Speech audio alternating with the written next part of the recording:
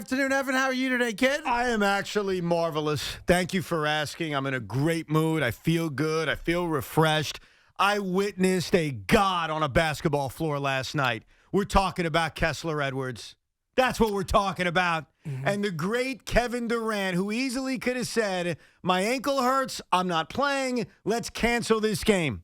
And instead he said, I'm playing. And 48 minutes later, what a victory. What a night. I apologize to the Devils and the Islanders and the Rangers and the Knicks, who were all losers last night. But last night was special. So thank you for asking, Craig. I'm in a great mood. I'm glad you're well. It's too bad. It would be great if that were relevant. That's the word. And it's not your fault. It's not their fault. Like, if that were the Knicks and the best player in the planet played for the Knicks and did what he did last night, I mean, it'd be front page, back page news. We'd be talking about it forever. And here's what's great. You can continue to be your front page, back page news and brag about that and have that be your badge of honor. I'm not saying a douche. I'm saying care. That's just a sad fact. Like, I don't you brought care. it up there and just killed the first hour of the show. It was 30 seconds to pay homage to the greatest athlete in our city. I hear the radio. It's much like with Keith McPherson talks Nets all night. Click, click, click, click, click. And I'm saying to myself, let's not be out of touch with what really took place. Yeah, let's talk about what we talked about yesterday, which is I can't believe Steph Curry broke a record and Knick fans celebrated. Let's just do that again. I thought it was great last night. I thought the Garden reaction, which is what I expected. I think you expected it.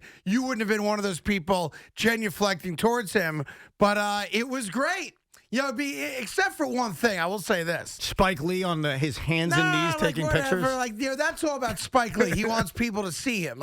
Spike Lee is an attention whore at Knick games. Right. We all know that. We've been saying it forever. It's the only reason he dresses like an Oompa Loompa. He wants people to recognize him. You got it. Because he hasn't had a relevant movie, as talented as he is.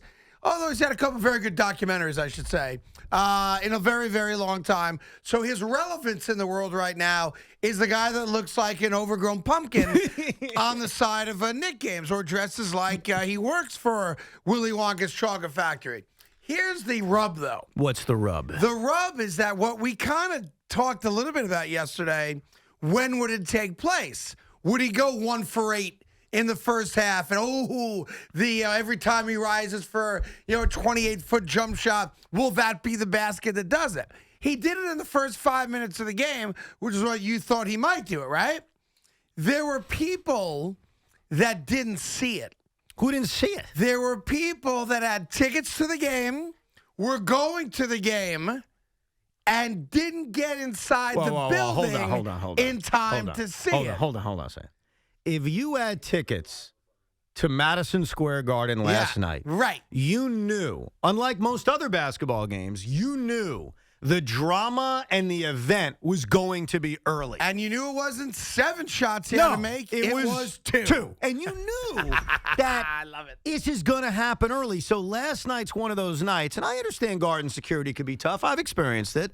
Last night was one of those nights where if you dropped down all that money or you were lucky enough to get a ticket. Because it was expensive. You had to be online, in my opinion, an hour before tip because you can't risk missing that. 6:30, I would think you'd be there. Let's say work. I know it ends early for a lot of people these days. Out at 5 o'clock, maybe have a quick pop with your buddies, have a quick beer, whatever. Get to the Garden by 6:30. I would have wanted to be in my seat.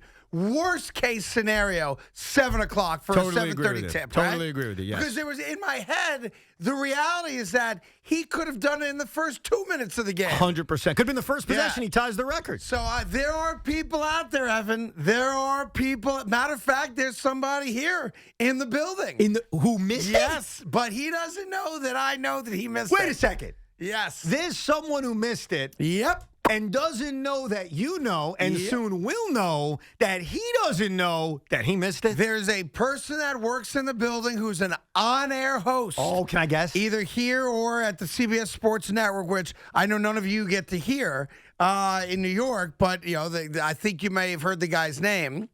And I found out last night that this particular person was at the Knick game last night.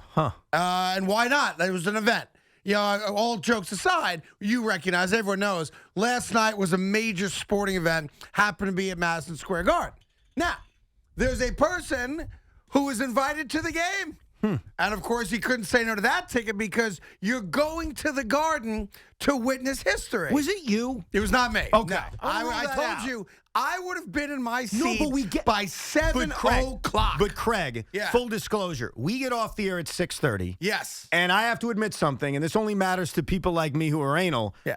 I didn't make tip-off for the net game, which really bothered me. You It drove happens. there also, I right? drove. I had issues parking. Not non-story, but I missed opening tip. Okay. So I'd understand if you were headed to the Garden and ran into some issues. Yeah, but I'm going in the VIP entrance anyway. I forgot about that. I'm not You're right. on a game like that. I ain't dealing with the normal crap. Sorry, I know that's very bougie. Blue collar guy. Nothing blue collar about it. I would have gotten in the special entrance and I would have been fine. So we're going to rule out Boomer then. It wasn't him. Yeah, Boomer, no. Okay, it wasn't not, Boomer. It was not Boomer. No, it wasn't. Was it? But could you before you start guessing more names? Yes. Here's the thing that gets me. Yes.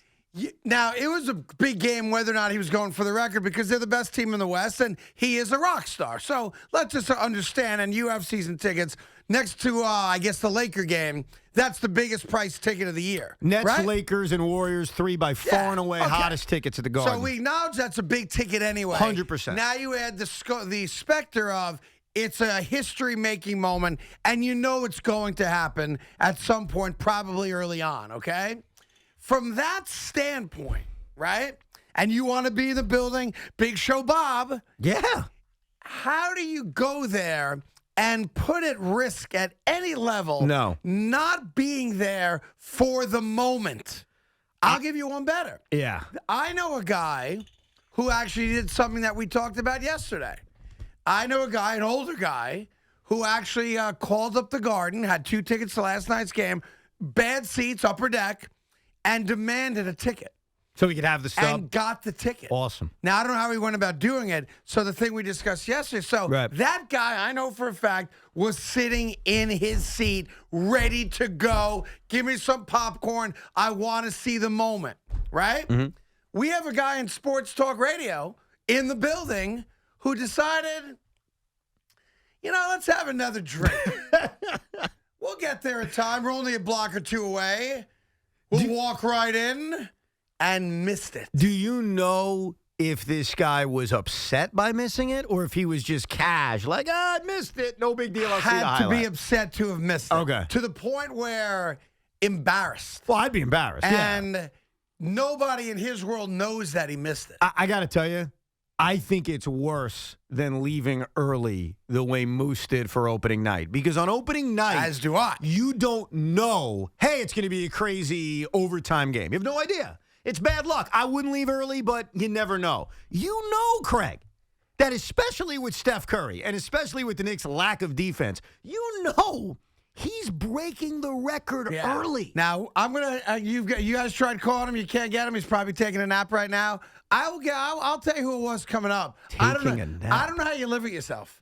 I don't know if you're going to that game and you miss the biggest moment of the year in Madison Square Garden, unless the Rangers go on a cup run, I guess. How do you live with yourself? And do you lie about it? Do you just tell everyone, because you were at the game, do you tell people, like, generationally, when your kids get older and they say to you, hey, Dad, you were at the game when Steph Curry broke Ray Allen's record, right? Yeah, I was in the building that night. What was it like? Well, I have a little story to tell you.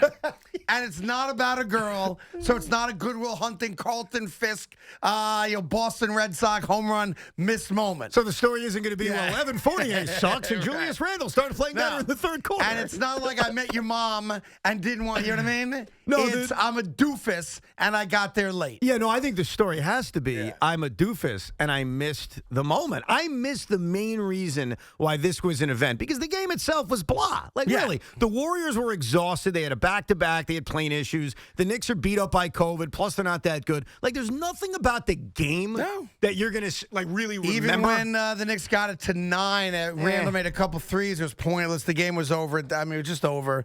It is interesting, though. Like, if you watched it last night, I was glad it happened. It was good to see it. The Garden was rocking. Everyone, paid their homage to the great Steph Curry.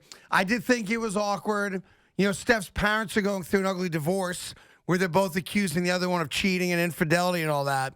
So to see his mom, like, you would think when it's your son that all the other crap that's going on and your son's life is played out publicly and Dell's life played out publicly in the NBA, you would think when your son's about to become the all-time anything that you guys could sit next to each other and be cordial for one night. Don't you think? You would hope. And I will say that was a very strange thing. They kept showing Dell Curry and Steph's mom, like they couldn't have been farther apart from one another. Probably a smart move. And that was and all those years we saw them sitting next to each other. Yeah. And now they're not sitting anywhere near each other. Like, get your crap together. It's your son, and sit next to each other. I thought that was disgraceful. I really did. And I don't care what's going on in your divorce. I don't care he cheated, she cheated, everybody cheated. It's your son. Drop your crap, sit next to each other, and enjoy the moment because of that's your prodigy, right? Right. So I thought that was strange. Now, big story today, Evan. Big story today that we're going to get to involving what used to be done in the back alleys of small college football towns that is now being done right in our faces. And all of a sudden, the old school football guard suddenly has a problem with it. We'll get into it with you. We'll do all the stuff from last night. If you were watching it, if you were at the game last night, we want to hear from you. And if you got there late, we want to hear from you. 877-337-6666. Carton Roberts on the Fan.